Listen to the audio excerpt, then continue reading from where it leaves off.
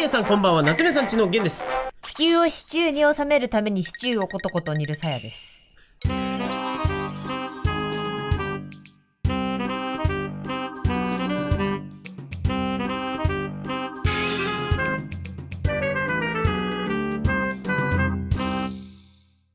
いけます。何がいけます。行くな地球ということで今回ですね、こちらでございます。なんて書いてあるでしょうか。今回おすすめしたい点がね、たくさんありましてですね、はい、調子良かったんですね。調子良かったんです、はい、ご覧ください。これ赤ずきちゃん持ちすぎだろアカウントこれも聞いてるよ。何？来た道によだれ垂らしたら興奮したよっていうヘッズいいのかこれでこの最上いいのか。今回こちら再び何が再びなのかと言いますと、はい、こちらになります。テレッテレレッテレン。またしても声優と夜遊びに遊びに行かせていただきます。うわー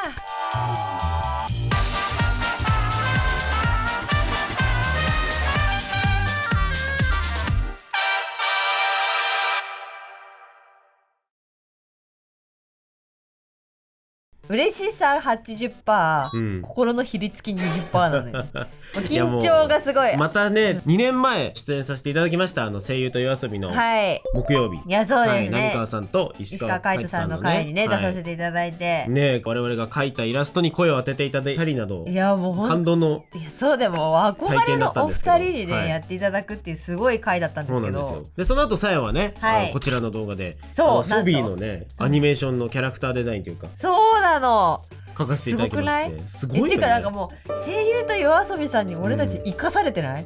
声優と夜遊びというなんかさ、こう水槽の中でさ、ポコポコポコポコって生きてる気持ち、なんか定期的にこうなんか餌をありがとうプチありがとうプチってなってる気持ち悪いっていう感じで、だいぶねいろいろやらせていただいてるんですけど、今回声優と夜遊びまたしても木曜日にちょっと出させていただくことになりまして、ありがとうございます。浪川さんと現在ね花江さんになっております。緊張するね。またしても緊張するんですけど、お会いできるのが嬉しいのと、浪川さんとはなんとね2度目お会いすることができるのと、花江さんとは初めましてということで、お二人が今回なんかね絵を描くらしいんですよ、企画の中で。それで夏目さんちが一緒にサポートさせていただきながら頑張って漫画の一コマみたいなものを描くという、ざっくり言うとそんな企画の中お呼ばれしたんですけど、夏目さんちがサポートね。夏目さんちのサポートって取りづらいお皿をちょっと押さえててあげるぐらいしかさできないよじゃあ今回 iPad 使うらしいので、じゃあ iPad がブレないように支えておきますねみたいな、そういう話になってくる。下からこうやって支えるとか、逆に書きづらいだろ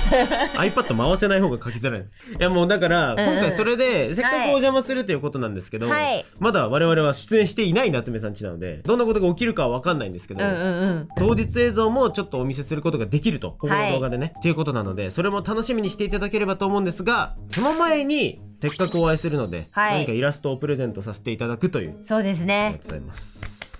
で番組スタッフさんに、どんなんがいいですかねみたいな話をねちょっとお伺いしてたんですけど、あるんです。いただいたんですか？ちょっとお題いただいてるんですよ。ドキドキしますね。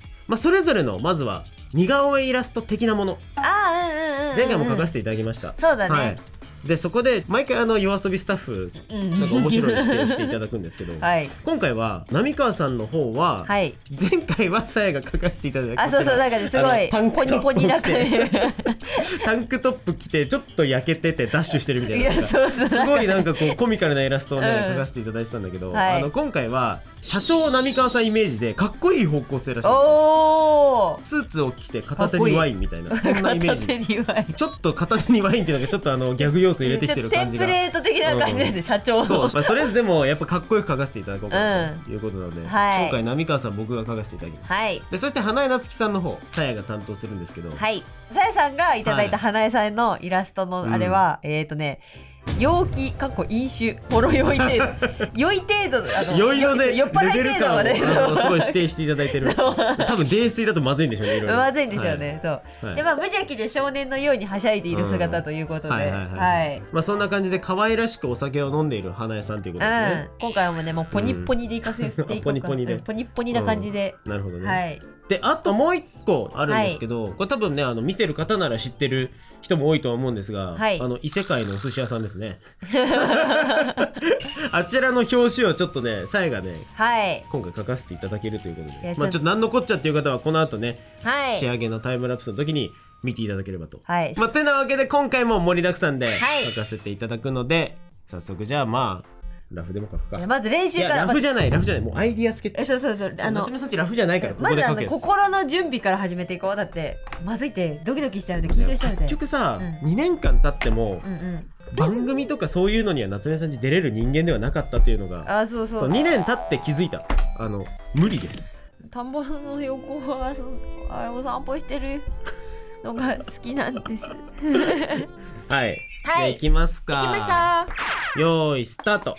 はい、30分ぐらいラフに書いていきましょう。ね、いやなんかすごいね、もう一回出れちゃうんだね。いやさ、私さ変な話なんだけどさ、出産の時にさ、私帝王切開だったんだけど、いろいろ準備してで車椅子でさ手術室の前まで連れてきてもらってさ、帝王切開って意識全然ある状態でやるから、そう怖いですよね。そうめちゃめちゃ怖くて、でその時に大丈夫、私はヒカキンさんのところにも頑張っていたし、声優と夜遊びの時も頑張っていけたからここも頑張っていけるよみたいな感じでさ、すごい自分のことを鼓舞した中にさ入ってたんだよ、声優と夜遊び出演は夏目さんちのお二人ですって呼ばれる前のね、裏の空気ね、あれ思い出したんだ。そうあそこのすっごい緊張してすっごい怖かった瞬間も乗り越えたから帝王切開もいけるよみたいな。帝王切開そこなんだいや逆か、声優と夜遊びそこなんだ。そのぐらいの緊張感ある。いやもう本当に帝王切開と同じぐらいの緊張感があったって言うと相当だよ。いやそうだってテレビにさ出るっていう、そうしかもだってさ学生時代からさ憧れてた方々とさ一緒にさ出ちゃうってさ、どういうこと思わない？私が異世界転生するぐらいびっくりだったもんね。異世界転生5なんじゃない？実質異世界転生ここが異世界だけど。だから最近すごいなんか夏目さんちやってて思うんだけどさ、なんかすごいいろんなこと体験させていただいたりいろんな人に会ったりとかあるじゃん。なんかこれ俺もしかして前世があって異世界転生でこの地球に来たんじゃないかなと思って。前世でなんか貯めてた、いろいろ貯めた上で、今がこれ異世界転生後の世界で頑張ってるみたいな空気なんじゃなかろうかというぐらいなんかいいことが多いよな最近。ありがてえよ。いやもう本当ありがとうございます。そんな俺がありがてえっていうさ話もあるんだけどさ、一つここでどうでもいい話していい？いいよ、言わせてみなよ私に。本当だ、どうでもいいって。そう大学の時僕さ初めて一人暮らししてたの。で自分にある才能が全然ないってことに気づいたの。鍵閉めらんねえなって部屋の鍵を家から出る時に閉めらんねえなっていうことに気づいちゃったの。鍵を閉めるって行為が本当に苦手で、マジで 90% ぐらい閉めてなかったんだけど、それもまあどうでもいいんだけど。いいんだ、それもいいんだ、あんまどうでもよくないけどね最近はだからさやっぱりさ怖いから、いや怖いよ。さすがにパラちゃんとかもいる僕たちの家だからさ、頑張って閉めてるんだけど、偉い。当時は鍵閉めてないじゃん。で毎回家に帰るために、当然帰る時も鍵がかかってないわけよ。ガシャって開くじゃん。絶対開けなかった。どういうこと？不審者いるかもしれないだって鍵閉めてないんだよ。で入ったらもしかしたら斧持った不審者がガボーンって不意打ちをしてくるかもしれないから、L トリガーと R トリガーを押して QT で避けれるように避ける準備をしながらガシャって開けて、そのまま確認してからよし大丈夫だって帰ったら家を閉めるっていう習性があったって話。すごいね、そこまで分かっててできないんだね。できないねどう？よかった、その時空の源さんとお付き合いしてなくてよかったどうでもよくない？どうでもいいでもねこれちょっと心理があって、気づいちゃったというか、ただ一つのさ大事な真実に気づいたんだけどさ、俺多分鍵閉めている人より安全だった。いやそれはないだろう。間違いなく。いやこれ聞いてほしい。だって帰ったら不審者がいる想定してんだよ。でもみんなは鍵をかけて家出るでしょ。家は安全だと思っちゃうからね。よし家帰ったらもう安全、我が家バコーンってあるわけ。でももしその不審者がさ、だってステイサムだった場合さ関係なくない？不審者がステイサムだった場合ってないじゃんゲイさん鍵かけてきたって言うと大慌てで戻っていくもんね、いつも。ゲイさんが頑張って成長しているっていう。本当だ、ゲイさん成長だそれは。それで言うとさ全然本当に関係ない話なんだけどさ、この前さツイッターでさ1歳のお子さんが全然テーブルに座ってくれない、もう大暴れになっちゃうって、こう嘆いてるツイートをしてる方がいて、でそのねツイートにね他の方からね、年齢の数だけしか子供は椅子に座れないと思った方がいいですみたいな。そうそう、だから1歳の子だったらもう1分間が限界だから、そう1分座れたらもはやもうよかったねみたいなこう気持ちでこっちもいた方が気が楽ですよみたいなこうアドバイスをされてたの。それで私もあそうなんだと思って、でその話をベベにしたの。ベベン家にも1歳の子がいるからそう、いやねこういうこと言ってる人がいたんだよっつってベベに言ったの。そしたらベベがなんかそうだよな、俺も30分ぐらいしか椅子に座ってられないもんなとかっつってなんでお前に適用されんねんみたいなだからみんなベベちゃんもね30分ぐらいしか椅子に座れないみたいだからちょっと、多めに見ててあげてほしい。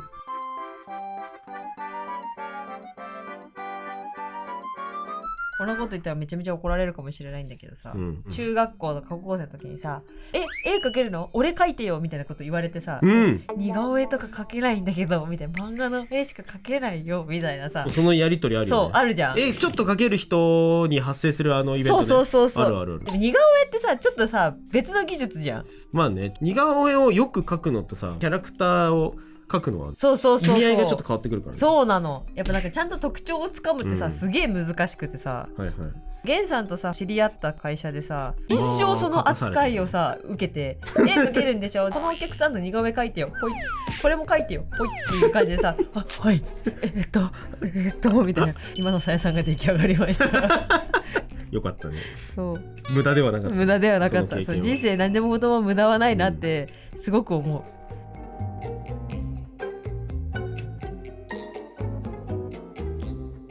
ということで、ラフみたいなアイディアスケッチみたいなものを書いてみたんですが、こちらです。せーのドン。おーかわいいこのポニポニ感ですね。でもちょっと少年らしさと大丈夫かこれ持たせてるけどなんか花江さんつったらちょっと持たせたくない。最近まあちょっとそういうことまあ何とは言いませんけど、何とは言いませんけど、多分ご存知の方はご存知だと思いますけどっていうアイテムなんですけど。なるほどね。お酒を楽しそうに飲んでらっしゃる。そうわーいっていう感じで、でなんかそうこのなんかこう夏目さんちのこのプニット感みたいな感じで描きたいなと思って。なるほどね。はいいやゲンさんめちゃくちゃかっこよくない？なんかすごくない？だってなんかさだいぶ一番奥地で待ってる人みたいな、後ろね誰かにこう押さえられて抱えられて連れてった先にパーンって現れる人っていう感じのイメージで描きました社長かどうかはちょっと怪しいけど、これだと怪しい社長というかボスだねマフィアのボスみたいな感じになっちゃったんだけどまあでもなんかそれでも浪川さん似合いそうだな、この方向性でちょっといろいろ詰めていければな。いいね見たいね早くです。もうなんでこの後まあいろいろラフをねもうちょっと描いたりしながら本番までちょっと過ごしていきたいと思います。緊張する、ドキドキする。でもなんか本当にさ、さっきも言ったけどさ、夜遊びの記憶を思い返すとさ、なんかいろんな思い出と一緒に帝王切開まで出てきちゃうんだよね私は。そこでねセットで帝王切開出てきちゃうっていう。そう古傷がうずくでさあということで書いていきましょう。はい本書きでございます。まずはゲンさんのターン浪川さんです。今回ね書かせていただけるということなんですが、まあ社長浪川さんということでなんかこうワイングラスを片手にみたいなそんなイメージをいただいているので、すごいステレオタイプな社長を書かせていただこうっていうことで。でもちょっとホストっぽい感じもある。そうなんだよちょっとねそうなんですよ、ちょっとホストっぽい感じが出てしまった。でせっかくなのでゾビーも書いてということでありがとう。これは今まだカラーラフの段階ですね。でここから今ペン入れ始まっております。ゾビーからだったんだね。そうペン入れゾビーから違うのこれね、これ理由があってなんでゾビーからペン入れしたのかというと、これ多分書いてる近辺がインク使い切り耐久の後ぐらいだったの。ということはむしろ左上からペン入れをするっていう習慣がなんかアナログでペン入れをしてたあのタイミングから抜けてなくて、そうね、多分その1ヶ月後ぐらいに書いてたと思うんだけど、ペン入れするときは左上からやらないと手のねこの端でピャッてやっちゃうからねっていうのがあったので、謎のその癖がということで今回は、だいぶポップに行きたいなと思ってるので、ちょっとドットをね背景とか入れてみたり、いやめっちゃ可愛いで髪の毛とかいろんなところにもこうちょっとカラートーンみたいな感じで入れたりしております。可愛いめっちゃ。あとこのビビビビって感じがゲンさんの絵って感じ。ビビビビってどの子？ゾビーから出てビビビビビビね。そうゾビーには多分ねこんなねビビビビな奇跡は起きるようなキャラではないと思ってるんだけどそこはちょっとやらせていただきました。そこはねちょっとゲンさんナイズドされまして、わあかっこいい。徐々に完成にストライプのシャツはいいですね。はい、いやもう黒ストライプでなんか、うんうん、もうなんかとんでもないいろんなことやってそうな社長感を出していました。いやね、これはやり手ですわ、はい、これ CV 浪川さんでしょCV 何言ってんのか意味わかんないけど浪川さん本人なんですけど、はい、あるじゃないですか CV 浪川さんっていう感じの見た目って。うん、あるあるあるというわけで私、はい、今回花江夏樹さんの似顔絵をね、はい、ちょっとね先ほどラフで描いたやつはもうちょっとこう綺麗にチッて整えたのを、はい、ほら描いてる。頭めっちゃ入ってて、すごい。さやさんの頭がチュンチュンチュンチュン入ってなんか集中できない感じになってるけどちょ頭入っちゃった、はい、まあでもさやは今回水彩でね、うん、そうですね。なのでちょっとこっちはさやさんね今回2枚担当させていただいてて、はい、そうもう1個は別の画材で描いているので、ちょっと今回こっちはさやさんが大好きな水彩でやらせていただいて、でこの花江さんのほわほわって雰囲気と、はいはい、あとほわほわという雰囲気とはちょっとそぐわない事件をちょっと同時に書いてみたという、ね、鍋の蓋があってねなんかこれ飲んでるのは何でしょうね。これオレンジジュースかな。あ、まあ、オレンジジュースですかね。泥酔だからオレンジジュースなんじゃないですか。そう結構こう、はいはい、衝撃的なね、はい、こうパーンっていうか弾けるエフェクトをだいぶポップにして描いたつもりなんですね、はい、これ実は。はいいや可愛い。でもはいとても可愛い。全体的にねなんか暖色系の色をね、はいはい、こうじわーっとこう結構くっきりさせないでじわーっとにじませるようなはい、描き方を今回ちょっと意識してねやっているという真面目な作画解説なんですけど。突然ねでも可愛い。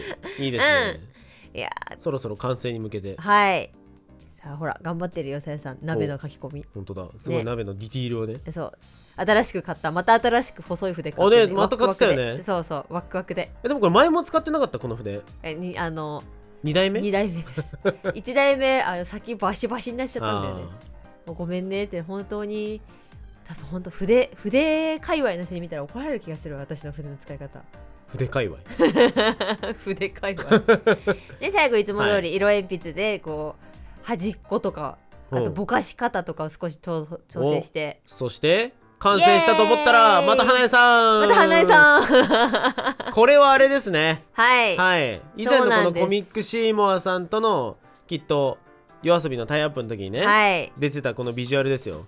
でそれをなんと今回去年なんか漫画表紙イメージでお写真を撮られたやつを元にしてさやさんが漫画表紙を作るというそうぽいのを作るというので、写真からぽい表紙を描くっていうなんかしれっとさやさんだけ一人だけ違う企画やってるっていう。そうなんだよね写真から漫画の表紙を描くみたいなそう確かに、そういう企画ですよこれ。コピックなんだね今回は。そうなんかさイメージでさ、なんかコピックってなんか漫画の表紙のイメージすごいあって。てかまあ漫画家さんがコピックを使うことが昔は多かったからなんかねそれのイメージでちょっと私も今回コピックで書かせていただこうかなというので、いやいいね。そうで異世界転生もの異世界転生ではないか、まあ異世界居酒屋、異世界寿司屋、異世界寿司屋寿司屋夏希ですからね。そう、はい、なのでこう異世界観をどうにか出せないものかというのでいろいろさやさんが検索していろいろ頑張った結果、石畳だってなって石畳を描きました確かになんか異世界転生ものの表紙に石畳あるイメージある、いやなんかヨーロッパ調のさ、なんかおしゃれな石畳ってさよく表紙とかに登場してて、あるかも。そうでなんか平原みたいのがあってとかね。そう青空があってと。で今回ね人数も多いのでね、で背景をね描くというよりかはやっぱりこのちょっとした小道具で異世界観出したいなっていうので、こう石畳をね、なるほどね、頑張ってね、描いてますよ。ほらすごい頑張ってめっちゃぼかしてるよこれ。なんでさ、てかこれ元の写真も僕見たんだけどさ、浪川さんこんな服着てたっけ？着てない全然着てないなんかさ黒シャツでなんかマスクみたいな感じじゃなかった？いやそう、おそらくこれ悪役で、っていうかさ悪役なんだろうなっていうのだったので、なので異世界観しかも超ギャグコメディみたいなイメージが伝わる格好にしたいなっていうので、じゃあ魔王的な？そう片手に持ってたしゃもじだし、本当？酢飯はねそういうことね。だからしゃもじ持ってる。そう実はね結構いろいろね小ネタが仕込まれてるんですよ。なるほどね。そうなんか寿司小ネタをねいっぱい紛らわせてるのでね、よかったら止めて見てみてください。この後ちょっとね完成品も出ますので、はいででん、はい、こちらです。はい完成ということで、ちょっと最終また色味の仕上げでだいぶ温かい感じの色味に調整して、後ろお名前が入ってる。そうプレジデント浪川って入ってます。かっけー、社長浪川って入ってます。かっけー。そしてこちら花江さんですね。はい、かわいい。よりほわほわ感にしております。すごいほろ酔い感出てる。ほろーって感じでしょ、もうポンってこう頭の上そしてこちらが表紙になります。完成した表紙。異世界寿司屋夏希さやさんがね、結構遊んでるので無許可で遊んでるのでね、無許可で遊んだらしいです。なぜか。はい、ちょっといろいろ探してみてください。さあいよいよ私に行きます。行っちゃうよ。とりあえず無事にまずはスタジオにたどり着くとこからですね。いやもう本当にちょっと緊張しすぎても膝ガクガクで途中で行き倒れたらどうしよう。はい、ということで、本番もあと何分？あと5分。1、2、3、4、5。何？すごい数を数えて落ち着こうとしてる？あと人を5億人食べないと無理かもしれない。どんなヴィラン？はい。では間もなく本番ということで、もうねすでにちょっと打ち合わせでね、皆さんにお会いしてしまいまして、もう嬉しいね。僕の心はこの辺に落ちてますよ今。落ちちゃってる。でもなんかもうそろそろ。そろそろです。じゃあ行きます。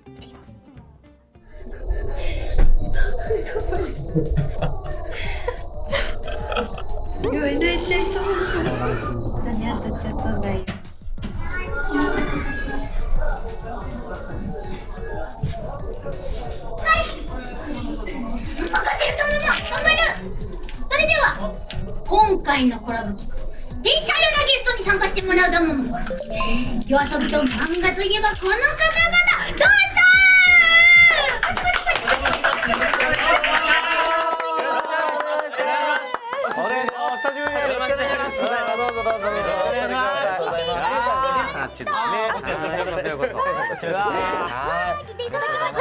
プロ絵師 YouTuber の夏目さんちのゲンさんとさやさんだ。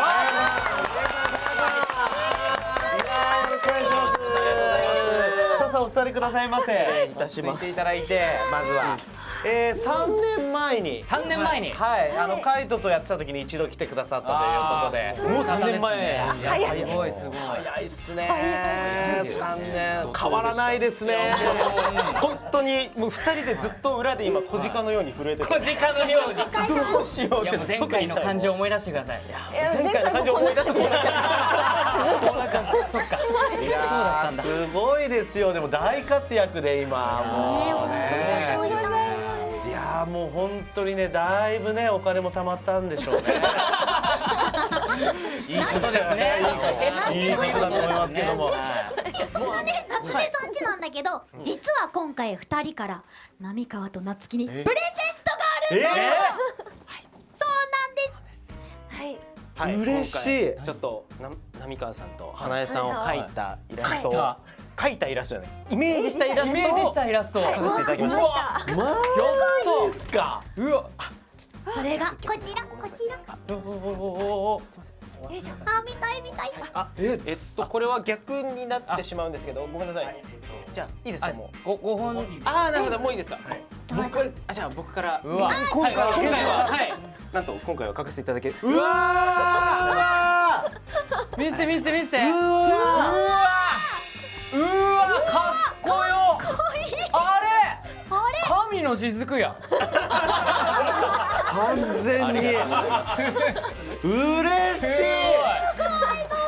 うわ、いい。かっこよ。ちょっとスタッフからかっこよすぎる。いやもうまんまですよ。あれ本当に美白すぎない？やっぱね、源さんの中のイメージは今回結構その社長の浪川さんっていう、なるほどね、っていうのをイメージしてっていうのを事前にちょっとスタッフさんからいただいてまして、すごいゾビーもいる。せっかくだから今回。うわ、めっちゃかっこいい。いい。うわ、嬉しい。ありがとうございます。家宝だ。カホうわマジで嬉しい。ありがとうございます。本当に嬉しいです。何回も言っちゃってますけどすいません。ありがとうございます。いや嬉しい。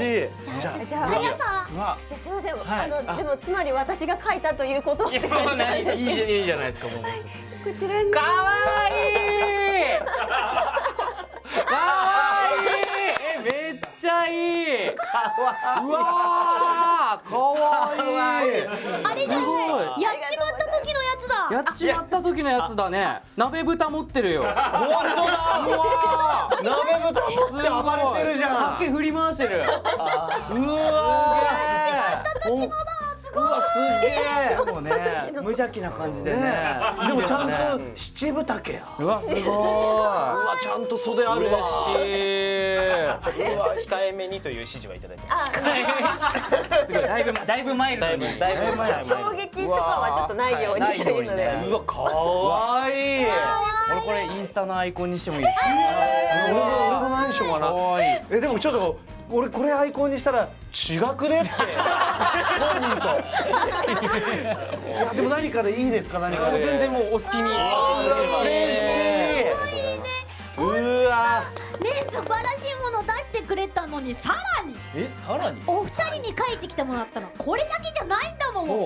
去年コミックシーモアさんの企画で妄想漫画の表情を作るっていう企画やったの覚えてる？いやあれでしょ、なんか適当にコスプレして写真パシャパシャみたいなやつでしょ。やりましたね。久保ゆりかさんとね。その通り、それこちらですね。これね、まさにこれだよね。ほぼもう謎すぎるもん。すごい。浪川が浪川になる。そう、こちらをね、なんとこの表紙を夏目さんちが本当の漫画の表紙みたいに書いてくれました。よくないよくない。これこそ断っていいやつ。よくないって。マジっすか？そうなの。それがじゃあさやさんどうぞ見せてくださいな桃。はい、こちらです。すげえ。読みてすごいよ。すごい。面白そうだもんちゃんと。本当だ。よかった。すごい。すごい。あれからよくこんな読みたそうな素敵な表紙で。ですね。これすごい。ありがとうございます。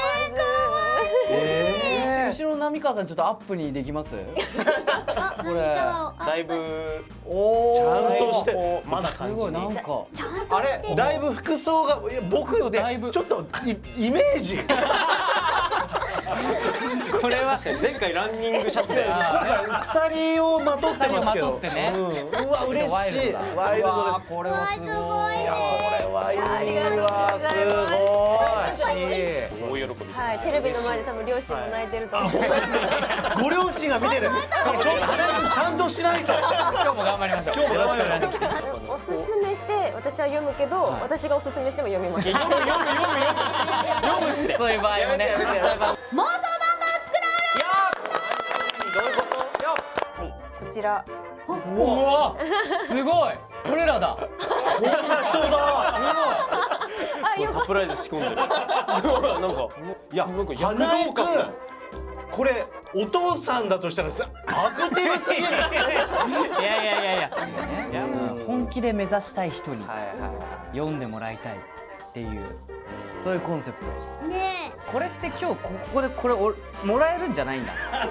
これ違うの？視聴者になんで？おっとおっとおっと。じゃあこれ僕あげちゃったらこのままなくなるってこと？ありがとうございました。ありがとうございます。ありがとうございます。ありがとうございます。あ、撮ってる。お疲れ様でした。はい終わりました。懐かしい。見たこれこれ3年前も見ましたねこの光景ね。でもなんかさやっぱすごすぎてさなんかいいのか悪いのか分かんないんだけどそれはゲストとしていいのか悪いのか分かんないんだけど普通にあの場にいるただのファン。いや本当なんか花江さんが話してて花江さんが話してるし一生見て待って出てるみたいななんかなる感じね。そう目の前にね、でっかいモニターがあって今こう映されてるねやつが見えるんですけど、でもずっとなんかもうずっとこうなってるだけの自分がいて、なんかさお二人の前でな普通にポケーっとしてる時間の方が長かったもん。いやもう本当。まあいやだってそりゃそうなる。そりゃそうなる。もうしょうがない。な。でもね一つだけ言わせてほしいの。何？ね。はい。今日ね、めっちゃへにゃへにゃのね、ペロペロの靴下で来たんだけど、やべえと思って、途中で買い替えたのよコンビニで。ああなるほどね。そう。買ったわ。よかった。めっちゃ足映ってた。マジで心の底から靴下買えてよかったってマジで思って。なんか突然セブンによってな。そうちょっと待って靴下売ってるちょっと待って買ってみたいな。さすが東京のコンビニでしたね。ありがとうありがとう。まあてなわけで、はい、もう最高でした。過ごしてしまいましたね。ぜひまた何かね機会をいただけるようにこれからも頑張りましょう。ちょっと恥ずかしいな。でもまたこのテレビの電波を使って限界オタクなところを流してしまって。でも前回よりは静かに見守ってたかも。見守っちゃった。でもまあしょうがないよね。だってあんなね浪川さんも花江さんもさ夢だったんだ。そうだよ。2.5次元とかじゃないんだよ。3次元だ。自分が3次元にいることを思い出せたよね。とりあえずねパラちゃんも待ってるんで帰りますか。もう12時になろうとしている。マジで夜遊びですね。おやすみ。